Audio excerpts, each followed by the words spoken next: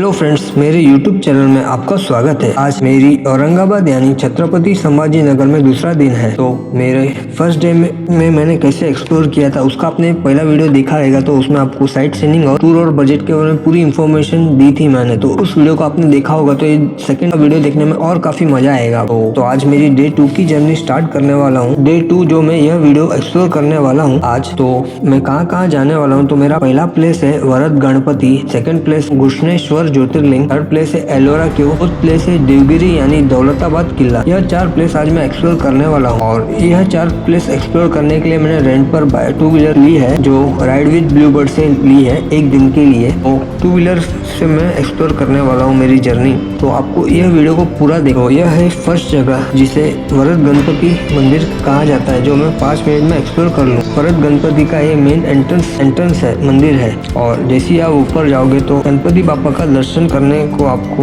मिलेगा। और यही रोड पर जब आगे जाओगे तो आपको राइड विद ब्लू बर्ड की ऑफिस मिलेगी। वहाँ से आपको अपनी 2 व्हीलर बाइक पिकअप करनी है। थोड़ी देरी आगे जाती है, आप देख सकते हो। और मेरी जर्नी गणपति बापा के नाम लेकर जर्नी में स्टार्ट कर रहा हूँ। अब मैं जा रहा हूँ भुवनेश्वर मंदिर विद 2 व्हीलर से। रोड काफी अच्छा है, सुबह का समय है। हर हर महादेव, ओम नमः शिवाय के नाम लेकर मैं आगे बढ़ रहा हूँ। ओके फ्रेंड्स, 8 रास्ता है, बड़ी गाड़ी चलाना है। ओके, आपकी गाड़ी आती रहती है इधर, हमें संभाल के गाड़ी चलानी है। तो फाइनली मैं पहुंच चुका हूँ भुवनेश्वर ज्योतिर्लिंग टेम्पल। आप देख सकते हो यह है मेन गेट। यहाँ से आप मंदिर की ओर जाना है। एंट्री गेट पर पहुंचोगे तो मंदिर के अंदर कैमरा, मोबाइल और बैग ये अलाउड नहीं है। तो आपको मंदिर एंट्री गेट के पास में ही चप्पल स्टैंड भी मिलेगा और सेफ्टी लॉकर भी मिलेगा। तो आपको अपने चप्पल और सेफ्टी लॉकर में आपको अपना मोबाइल, कैमरा और कुछ लगेज है तो आप उधर आप रख सकते हो। मंदिर के अंदर रिकॉर्डिंग को कुछ नहीं कर पाया, बट आप मंदिर का आपको मैं इमेजेस बताता हूँ। तो ये काफी सुंदर मंदिर का इमेज है। और यह ज्योतिर्लिंग को हम 12वां ज्योतिर्लिंग भी कहते हैं। इनका दर्शन हमारा हो गया है। आज ज़्यादा गर्मी नहीं थी, 20 मिनट में ही हमारा दर्शन हो गया।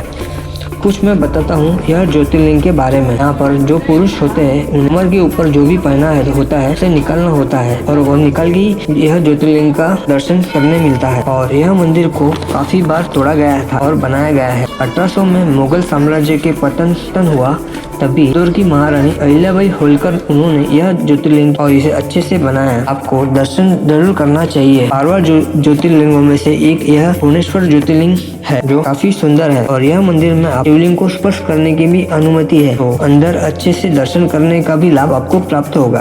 और मेरा मन काफी खुश हुआ। हर हर महादेव, ओम नमः शिवाय। और मंदिर के बाहर आते ही आपको काफी सारे स्टॉल भी यहाँ अवेलेबल है, वहाँ से आप प्रसाद भी ले सकते हो। मंदिर परिसर में बाजू में और एक मंदिर है जिसे संकल्प समाधि मंदिर से जाना जाता है। वहाँ भी आप थोड़ा रेस्ट कर सकते हो, जो मंदिर के काफी बाजू में है। यहाँ पर थोड़ी दूरी जाते ही महामंडलेश्वर शांतिगिरी महाराज का आश्रम भी है।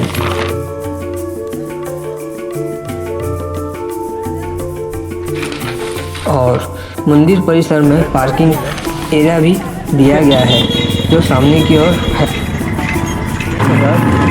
पार्किंग व्यवस्था बैक साइड में सामने मंदिर है। आपको जो बताया था मंदिर में जाना है, सामने मंदिर है। रास्ते के थोड़े आगे जाते ही आपको कुंड मिलेगा, जिसे कुंड का नाम है अहिल्याबाई होलकर शिवालय तीर्थ कुंड,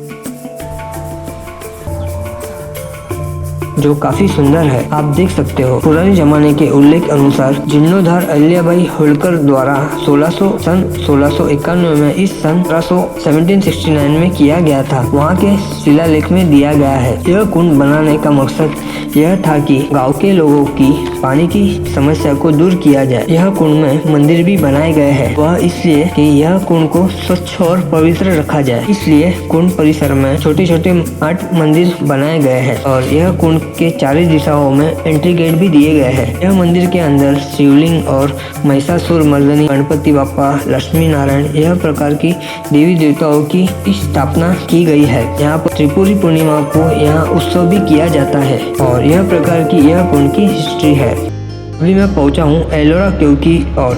यह एलोरा केव का परिसर है। एंट्री गेट के अंदर की ओर जा रहा हूँ। यह एलोरा केव मंगलवार को बंद रहता है और इसका टाइमिंग सुबह 6 से शाम 6 बजे तक यह एलोरा केव चालू रहता है। एलोरा केव के अंदर आप एंट्री करोगे तो अंदर फूड कोर्ट वगैरह अवेलेबल नहीं है, तो आप एलोरा केव जाते हो तो पहले ही हल्का फुल्का नाश्ता कर लेना जरूरी है और पानी पी लेना भी जरूरी है। तो फिलहाल मैं एलोरा लेने आ गया हूँ, तो वो एक्सप्लोर कराऊंगा। और यह एंट्री गेट के अंदर, और यह गुणेश्वर मंदिर से 1 किलोमीटर के पास में है और यह पूरे इंडिया में काफ़ी फेमस जगह है और काफ़ी टूरिस्ट भी आते हैं यह जगह पर और इसे विश्व धरोहर यानी यूनेस्को वर्ल्ड हेरिटेज भी कहा जाता है। और यह केव की हिस्ट्री इस प्रकार है। चरणनाद्री पहाड़ी के खुदाई करके लगभग 100 एलोरा की गुफाएं बनाई गई थी।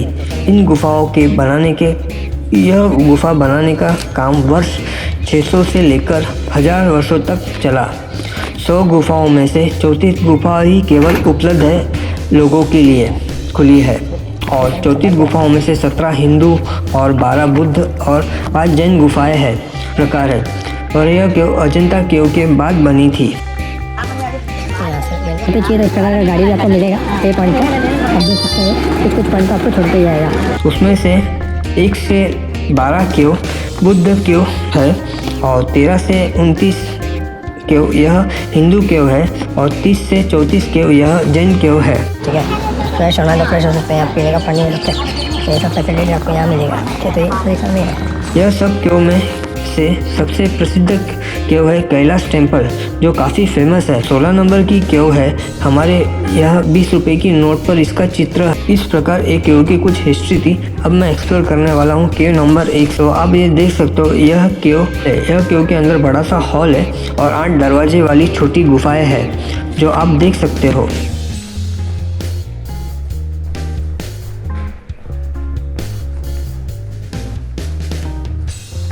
अभी मैं जा रहा हूँ केव नंबर 2 जो क्षेत्र हॉल है, जहाँ पर काफ़ी बड़ी 12 पिलर है और अंदर भगवान बुद्ध की कई मूर्तियाँ हैं।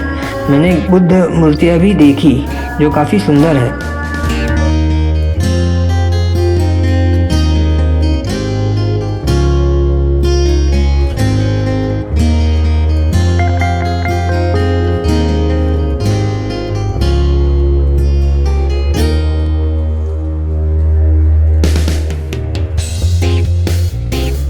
अब मैं जा रहा हूँ केव नंबर 3। यह पहले दो केव से अलग है। यहाँ पर सेंटर में भगवान बुद्ध की मूर्ति है और उसे कहा जाता है कि लॉर्ड बुद्धा की मूर्ति लोटस पर बैठी है, जिसे सपोर्ट दिया है नागा फिगर स्नेक्स हेड ने।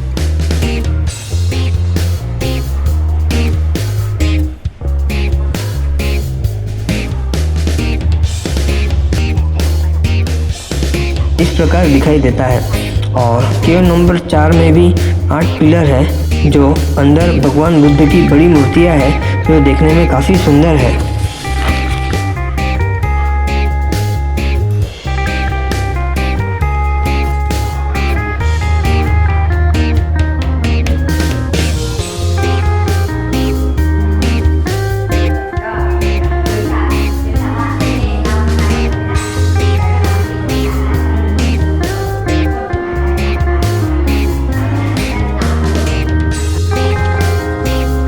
अभी मैं केव नंबर 5 की ओर जा रहा हूँ जो सबसे बड़ा विहारा केव है। यहाँ टोटल 24 पिलर है, जहाँ यह दोनों साइड में बैठने के लिए ऐसे कहा जाता है कि यह रूम मेहमानों के लिए था और इसे प्रशिक्षण केंद्र कहा जाता था। ऐसे भी कहा जाता है कि मुंबई की कान्हेरी केव से यह मिलती जुलती केव है। अब मैं केव 6 जो काफ़ी इंटरेस्टिंग है, जो पहाड़ों की चट्टानों में कोतरकाम की हुई मूर्तियाँ भी है जो देखने में काफ़ी सुंदर है, तो देख के मुझे काफ़ी अच्छा लगा।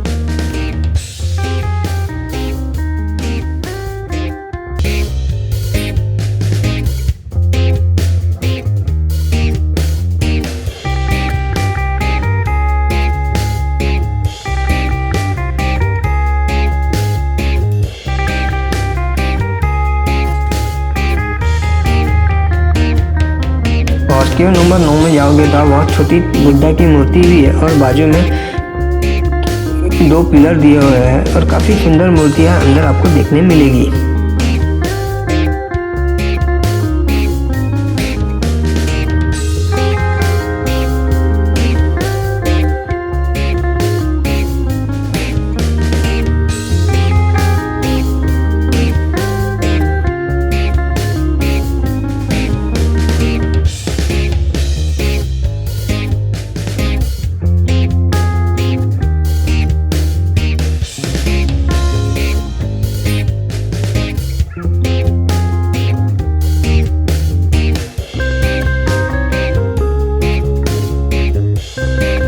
केव नंबर 6 देखने के बाद हम नीचे की ओर जाते हैं और केव नंबर 7 जो क्लोज है आप देख सकते हो।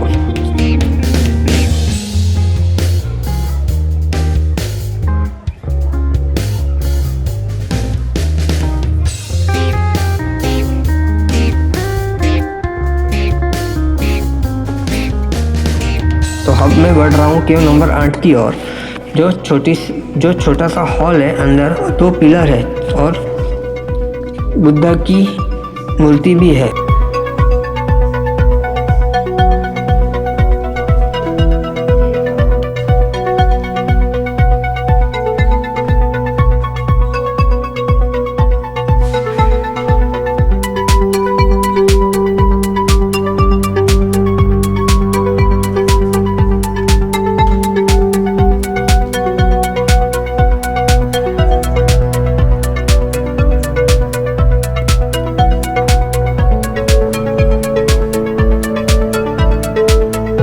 अब मैं जा रहा हूँ केव नंबर 10 की ओर। यह केव में एक चैत्य हॉल है जो बहुत सुंदर है और काफ़ी बड़ा है। अंदर बड़ा सा स्तूपा है और बुद्ध की विराट मूर्ति है।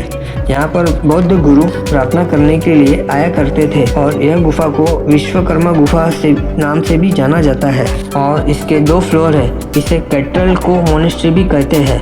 यहाँ लेफ्ट साइड में जाओगे तो ऊपर जाने के लिए स्टेप्स दिए गए हैं और काफ़ी अच्छी मूर्तियाँ देखने को मिलेगी। यह जगह में पहाड़ में काफ़ी अच्छी कोतर काम किए गई अद्भुत मूर्तियाँ आपको भगवान बुद्ध की देखने मिलेगी और अंदर विशाल प्रतिमा है भगवान गौतम बुद्ध की। इसकी ऊंचाई 15 फीट है। यह काफ़ी सुंदर गुफा है।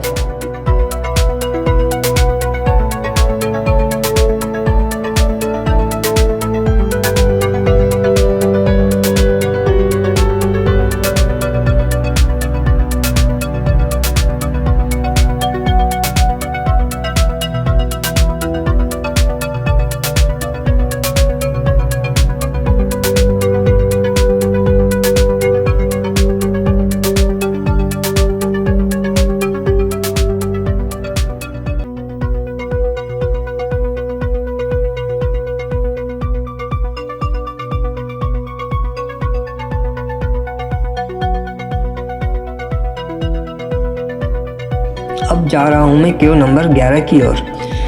यह केव काफ़ी बड़ी है और यह केव 3 स्टोरी केव से बनी हुई है और यह केव का इस्तेमाल लोग ठहरने के लिए किया करते थे और अंदर जाएंगे तो बुद्ध की मूर्तियाँ आपको देखने मिलेगी।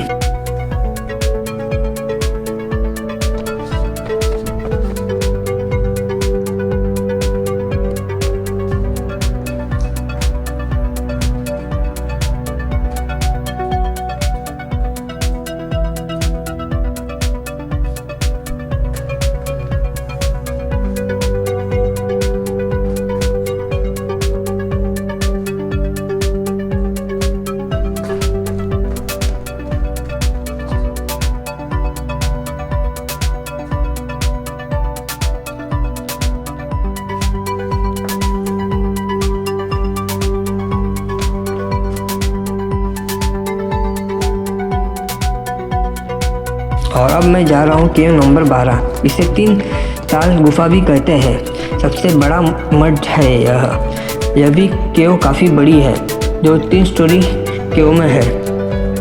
यह केव में बड़े बड़े पिलर है और 11 और 12 दोनों केव एक दूसरे की समान दिखाई देती है। 1 से 12 केव यह हमने बुद्ध केव हमें देखी है। यह केव में काफ़ी सारे पिलर देखने मिलेगी और बुद्ध की मूर्तियाँ देखने मिलेगी। उनका जीवन वर्णन देखने को मिलेगा और बुद्ध की मूर्तियाँ देखने मिलेगी। यह गुफाओं में मठ मंदिर जिनमें नक्काशी चित्रों और मूर्तियों और सजाए गए हैं जो भगवान बुद्ध की जीवन को दर्शाती है। यह गुफा में भगवान बुद्ध को विभिन्न आकृतियों और नक्काशियों करके कलाकृति देखने को मिलती है। इसके अलावा वह यहाँ सरस्वती, लक्ष्मी और अन्य कुछ हिंदू देव देवताओं की मूर्तियाँ भी आपको देखने मिलती है जो वास्तव में अद्भुत है।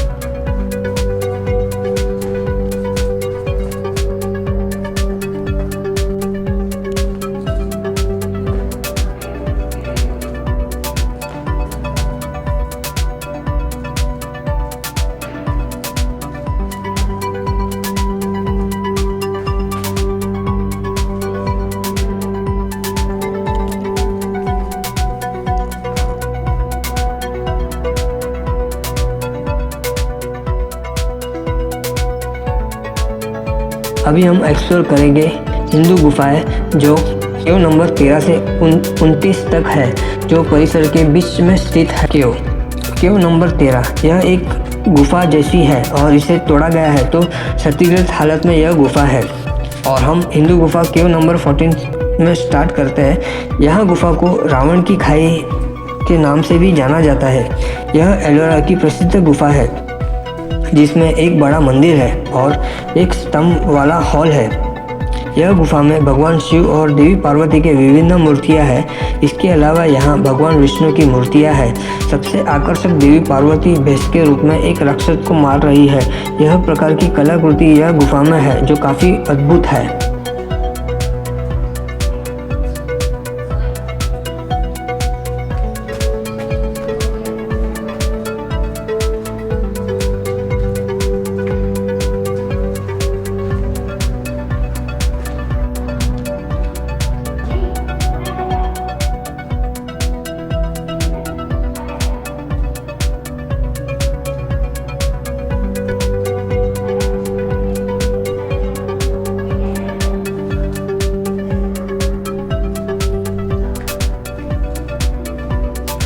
और अब मैं बढ़ रहा हूँ केव नंबर 15 की ओर, जो इसे दशावतार गुफा भी कहा जाता है, जो जाते जाते अंदर नंदी जी का मंदिर है और 2 स्टोरी फ्लोर में बनी हुई है।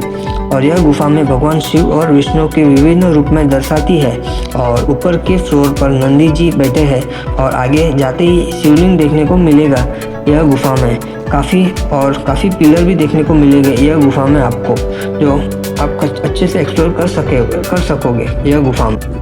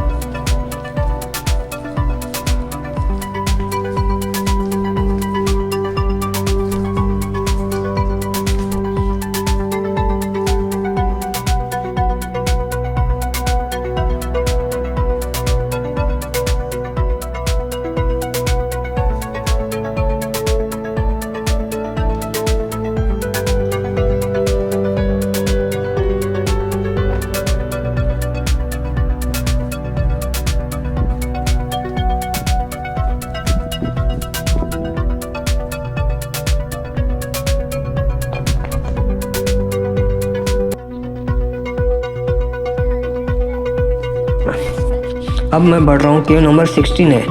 यह एक चट्टान में से छोटे छोटे आकार के मंदिर बनाए गए हैं जो देखने में काफ़ी अच्छे लगते हैं।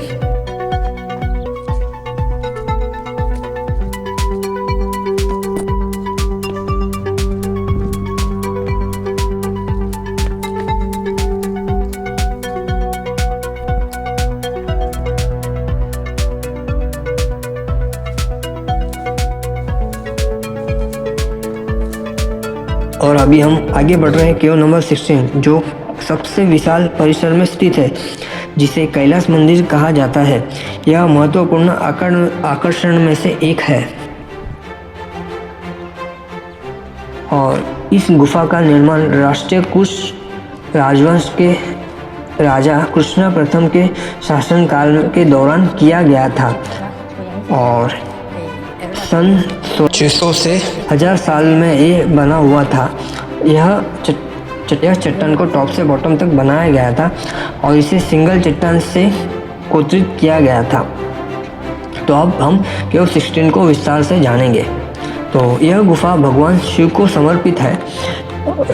कैलाश मंदिर गुफा नंबर 16 में अन्य एलोरा गुफाओं में से सबसे प्रसिद्ध है और मंदिर को एक रथ के आकार में बनाया गया है।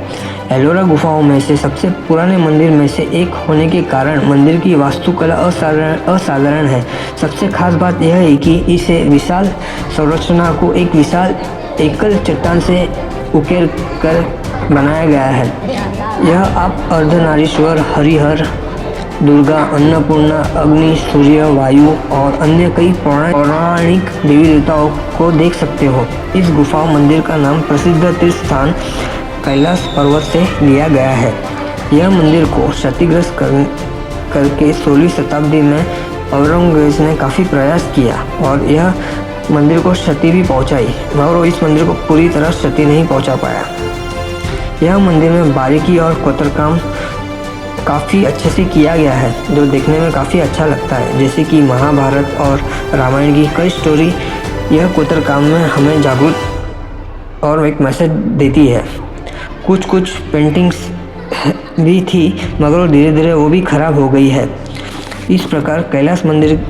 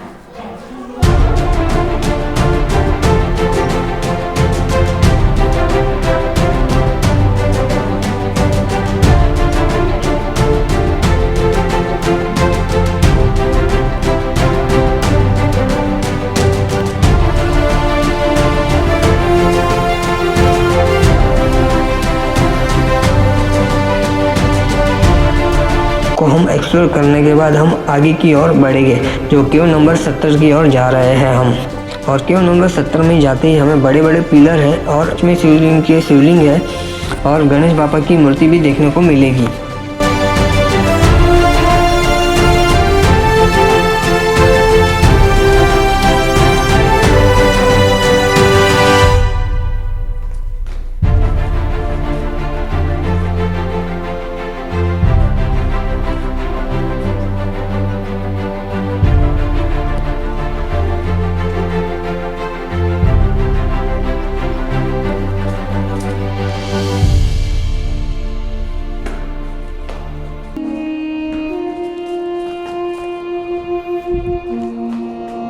अब जा रहे हैं केव नंबर 18। वहाँ और यह केव सेम 17 जैसे ही है, अंदर एक शिवलिंग है।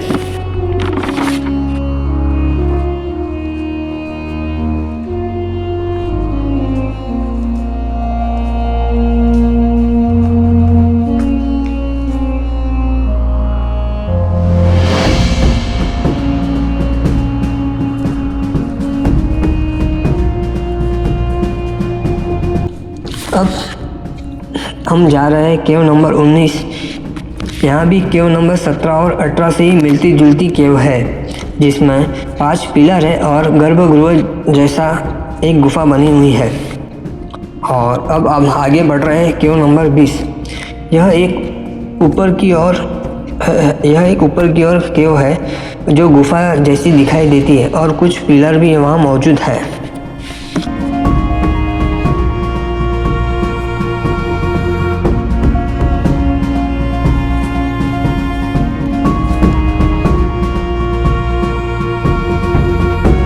और केव नंबर 20 के बाद हम बढ़ रहे केव नंबर 21 की ओर। यह गुफा को रामेश्वरम गुफा के नाम से जाना जाता है।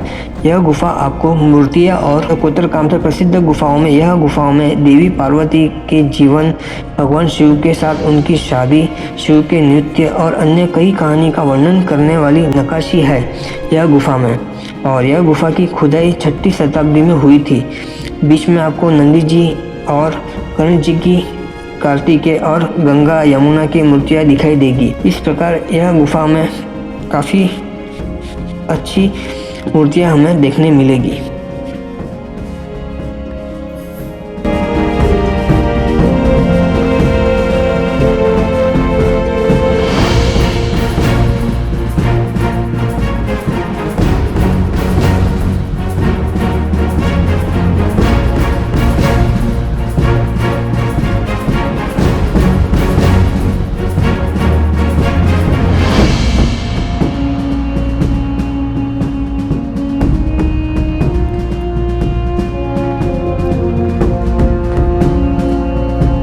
केव नंबर 22।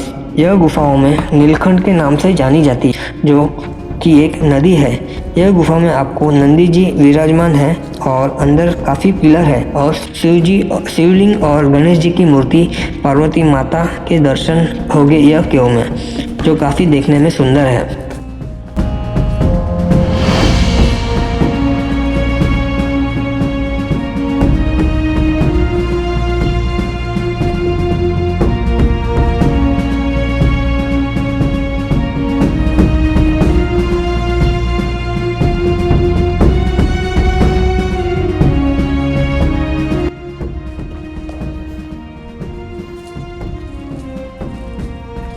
अब मैं जा रहा हूँ केव नंबर 23 की ओर।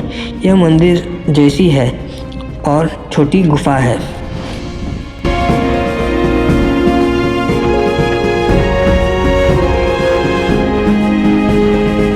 और यह देखने के बाद अब मैं जा रहा हूँ केव नंबर 24 की ओर।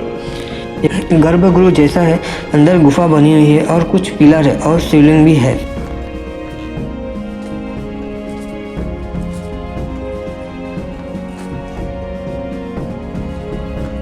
और उसके बाजू में ही केव नंबर 24 भी या 24 भी, यह एक छोटी सी गुफा है जिसमें शिवलिंग है। बढ़ रहा हूँ केव नंबर 25 की ओर। यह एक बड़ी केव है जिस पर सूर्य भगवान रथ में है और केव के बाहर काफ़ी बड़ी जगह है, वहाँ नदी का व्यू आपको दिखाई देगा।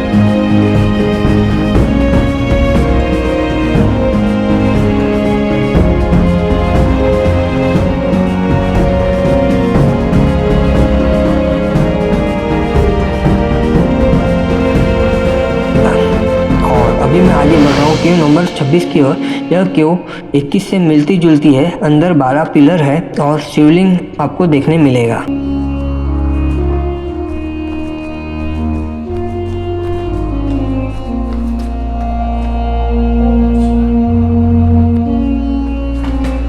और अभी आगे बढ़ रहा हूँ मैं केव नंबर 27 की ओर। मैं आपको यह केव में आपको बड़े चित्र जैसे हलाधार, बलराम, श्री कृष्ण, श्री विष्णु, वर अवतार और महिषासुर मर्दिनी के यह देवताओं की चित्र कलाकृति यह केव में आपको देखने मिलेगी और आप यह दृश्य देखकर काफ़ी आपको अच्छा लगेगा।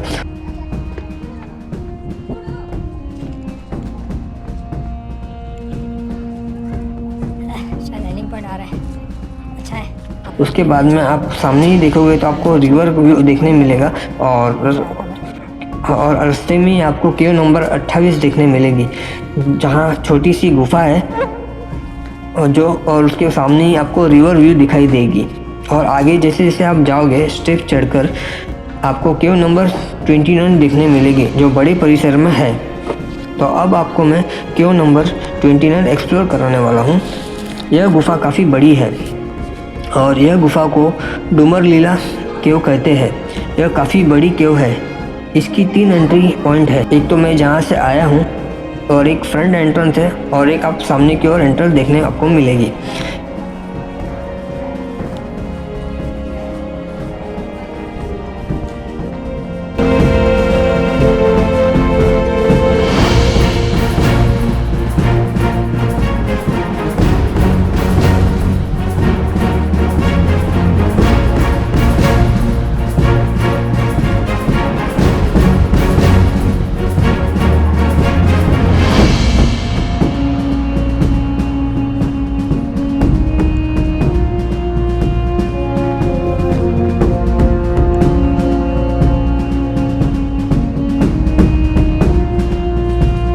यह गुफा में आपको शिव और पार्वती, विष्णु और ब्रह्मा, गुफा में अन्य मूर्तियाँ देखने को मिलेगी और शिवलिंग भी है।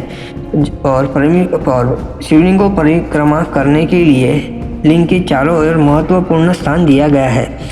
मानसून के समय में झरनों के रूप में शिवलिंग के ऊपर बहता है। इस प्रकार बनाई गई है।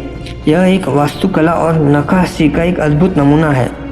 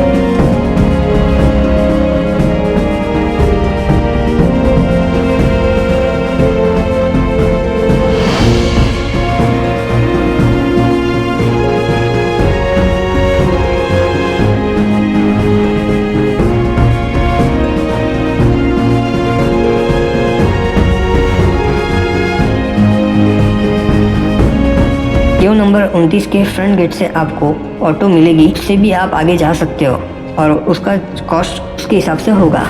एक्सप्लोर करने के बाद में हम जा रहे हैं जैन गुफाओं की ओर, जो 1 किलोमीटर की दूरी पर है। केव नंबर 30 से 34 यह जैन गुफाएं यहाँ उपलब्ध है, बट मैं आधे रास्ते तक ही जा पाऊंगा क्योंकि मेरे पास टाइम कम है। मुझे और भी जगह एक्सप्लोर करना है, बट आपको मैं जैन केव के इमेजेस के द्वारा आपको इस केव के बारे में इंफॉर्मेशन देने की कोशिश करूंगा। जैसे कि आप देख सकते हो, यह गुफाओं में तीर्थकार पार्श्वनाथ, महावीर और गोमतेश्वर का चित्र है। केव नंबर 30 को छोटा सा कैलाश भी कहा जाता है, तो कैलाश केव जैसा दिखाई देता है। यह केव में पिलर्स है और कमल है, विभिन्न नक्काशियों आपको देखने मिलेगी। और आगे जाते ही केव नंबर 31 में जहाँ जैन भगवानों की कलाकृति है। नंबर 32 में को इंद्र सभा कहते हैं। यह केव जैन धर्म को समर्पित है। इनमें जैन पौराणिक कथाओं से संबंधित कई देवी देवताओं के चित्र है और दीवारों पर कुछ पेंटिंग भी है। यहाँ बड़ा सा असेंबली हॉल भी है जो काफी देखने में सुंदर लगता है और इसे किंग ऑफ गॉड भी कहा जाता है। और अंदर और हाथियों की चित्र भी आपको यहाँ देखने मिलेगी। अब केव नंबर 34, यह इंद्र सभा से लगा एक पैसेज है। यहाँ यहाँ पर भी जैन धर्मगुरुओं की प्रतिकृति देखने मिली। आगे जाते हमें एग्जिट वे रोड की तरफ जाना है। अब जब एग्जिट करोगे तो यहाँ आपकी एलोरा केव की जर्नी समाप्त हो जाएगी। मैं बाहर बनूंगा तो मेरे को काफ़ी प्यास लगी, तो जाके मैंने नींबू पानी पिया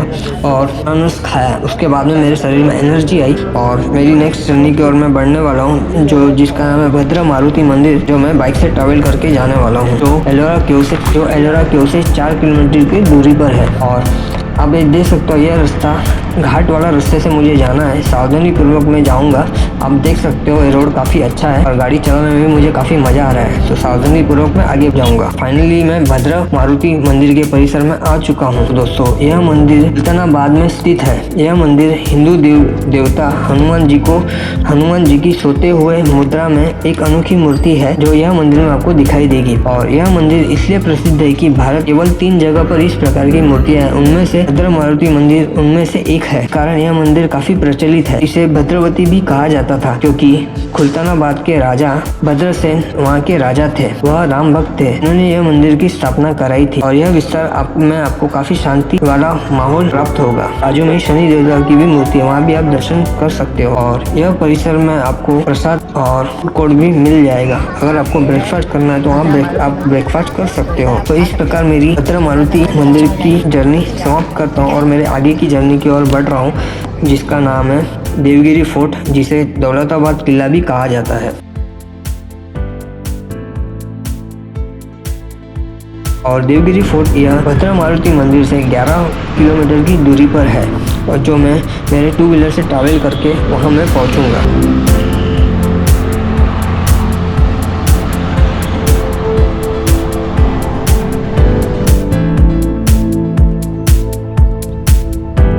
फाइनली मैं पहुंच चुका हूं देवगिरी फोर्ट के मेन रोड, देवगिरी फोर्ट की ओर। आप देख सकते हो ये रोड, जिसमें साइड में आपको आगे जाके पार्किंग की व्यवस्था मिलेगी, तो आप उधर गाड़ी पार्क कर सकते हो। और आप ये देख सकते हो मेन एंट्री पॉइंट है, तो यह एंट्री पॉइंट से आपको अंदर जाना है। अंदर जाने के बाद में मेरी साइड में आप देख सकते हो मैंने टिकट ले रहा हूँ। टिकट लेने के बाद में थोड़े से आगे जाके मेन एंट्री पॉइंट से मुझे एंट्री करनी है, बट टिकट के साथ आपको कैमरा की टिकट भी लेनी होगी, क्योंकि कैमरा का भी टिकट लेनी पड़ती है। और देवगिरी किले का टाइमिंग 9 से 6 बजे तक का है। अब हम जानेंगे देवगिरी फोर्ट के हिस्ट्री के बारे में। देवगिरी फोर्ट बनाया गया था 11वीं सेंचुरी में राजा बिल्लमा राज यादव डेस्टिनी में। तब इसका नाम था देवगिरी फोर्ट। इसे हिल ऑफ गॉड भी कहा जाता था।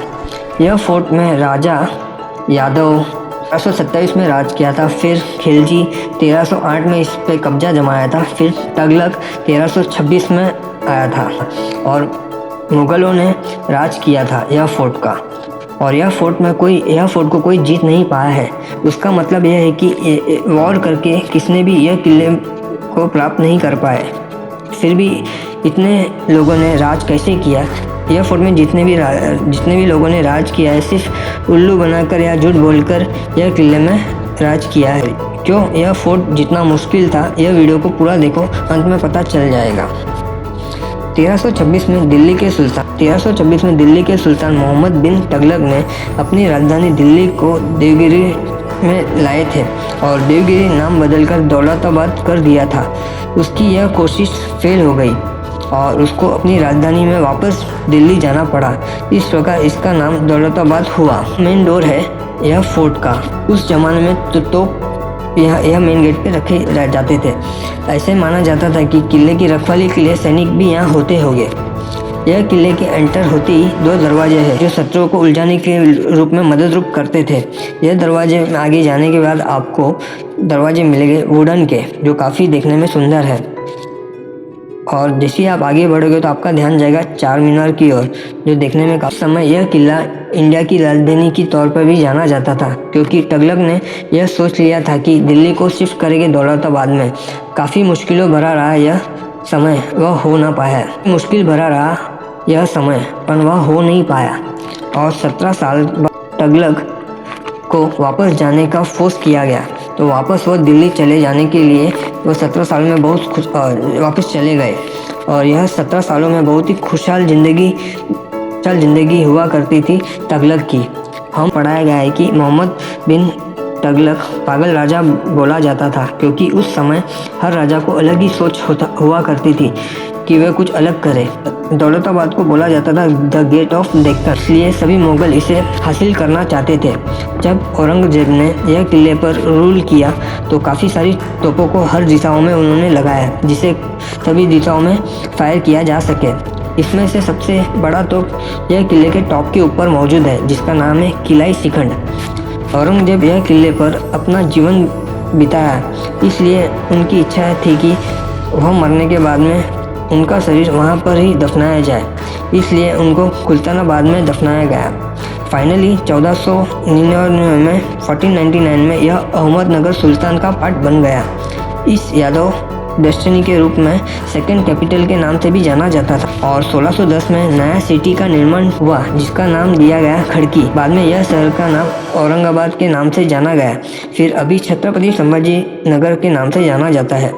यह सब हुआ Ethiopian military leader Malik Akbar द्वारा। इसको इंडिया में स्लेव की तरह लाया गया था। बाद में पॉपुलर प्राइम मिनिस्टर बने। अहमदनगर सल्तनत के दौलताबाद को मैक्सिमम इम्प्रूवमेंट में हुआ और मलिक अकबर के समय पर 15वीं सेंचुरी में यह फोर्ट पर कई लड़ाई लड़ी गई। अलाउद्दीन खिलजी, मोहम्मद तुगलक, मलिक अकबर, शाहजहां, औरंगजेब, इन लोगों ने बार बार यह किले पर अटैक किया। इस प्रकार यह किले की हिस्ट्री रही। अब जानेंगे फोर्ट के बारे में। यह फोर्ट सबसे सेफ फोर्ट में माना जाता है। इसके पीछे कई सारी रीज़न थे, जैसे कि कंस्ट्रक्शन के हिसाब से यह किला काफ़ी सेफ बनाया गया था और पूरा पहाड़ को काटकर बनाया गया था, जैसे कि एलोरा केव को बनाया गया है। और भौगोलिक दृष्टिकोण से देखा जाएगा तो बहुत सारे पहाड़ों को संकलन से ये बनाया गया था देवगिरी फोर्ट को। यह किले के पास कोई और भी पहाड़ नहीं थे, बाकी सब पहाड़ों से अलग जगह पर था यह किला। इस कारण यह किले में आपको 360 डिग्री में नज़र रखी जाती थी। और यह फोर्ट में टोटल 8 गेट थे। कोई भी दुश्मन को यह फोर्ट जीतना नामुमकिन था, जब तक कोई अंदर का आदमी विश्वासघात न करे। और इस फोर्ट के सामने की साइड में 90 फीट का रॉक कट है। सामने की साइड में 90 फीट का रॉक कट है, ताकि दुश्मन को आना है तो सामने की साइड से ही आना होगा। पहाड़ के चारों तरफ ट्रेंच बनाए गए थे और उसमें पानी भर दिया गया था। कहा जाता है कि यह पानी में मगरमच्छ और जहरीले सांपों को छोड़ दिया गया था, जिससे कोई पानी को क्रॉस करके इस किले में प्रवेश कर ना सके। और उस समय यह फोर्ट सबसे सेफ फोर्ट कहा जाता था, इसलिए इसे जीतना नामुमकिन था। इस फोर्ट को टाइम पर मॉडिफिकेशन किया गया, इसलिए इस बेहतरीन किला बन गया। इस फोर्ट के रास्ते ऐसे बनाए गए थे, छोटे छोटे भूल भुलैया जैसे रास्ते बनाए गए थे, जिसमें दुश्मन अगर अंदर प्रवेश करे तो उसे सही रास्ता मेन किले की ओर पहुंचने में काफ़ी दिक्कतें मिले, जिससे दुश्मन को मेन किले तक पहुंच ना पाए। इस प्रकार के रास्ते बनाए गए थे।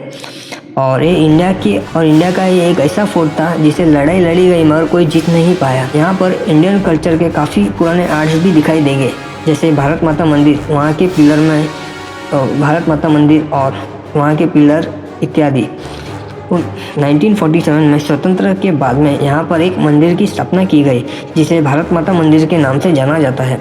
यह फोर्ट में और एक अट्रैक्शन है जिसे चार मीनार कहा जाता है, जिसको बनाया गया था अलाउद्दीन बहमनी द्वारा सन 1445 में। यह मीनार बनाया गया था दिल्ली के कुतुब मीनार से देखा देखी के रूप में। सेम उसी प्रकार यहाँ भी मीनार बनाया गया था। यह मीनार की लंबाई 63 मीटर की है और उस टाइम पर इसे वॉच टावर के हिसाब से इसका इस्तेमाल किया जाता था, यह मीनार का।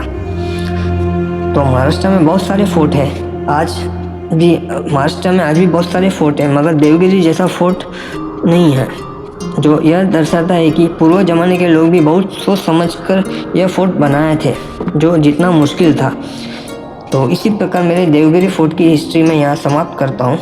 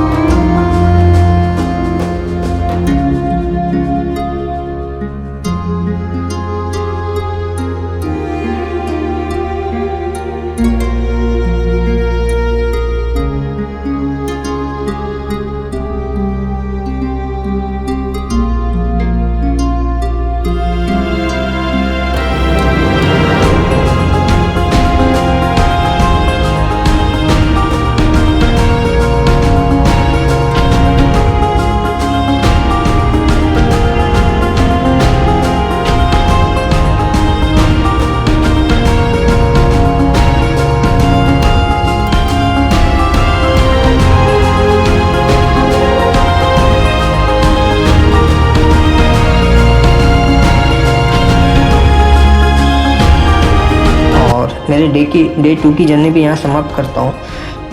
तो मैंने डे 2 को इस प्रकार एक्सप्लोर किया, तो जितनी हो सके उतनी जानकारी देने की मैंने कोशिश की है इस वीडियो में।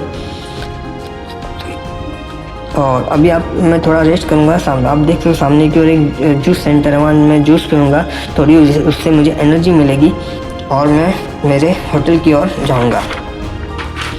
होटल मंजरी, जहाँ शुद्ध शाकाहारी खाना मिलता है। तो ये होटल में आप जैसे कि मेरे पहले वीडियो में आपने देखा होगा, पूरी इन्फॉर्मेशन दी है। तो ये होटल मैं जहाँ रहता हूँ उस होटल के बाजू में ही है। तो इधर अच्छा खाना मिलता है, तो आप इधर आके आप खाना खा सकते हो। जो मैंने ऑर्डर मंगाया है, मोदी सम्राट में पहुँचूँगा, उधर थोड़ा रेस्ट करूँगा और मेरे डे 3 की जर्नी की तैयारी करूँगा।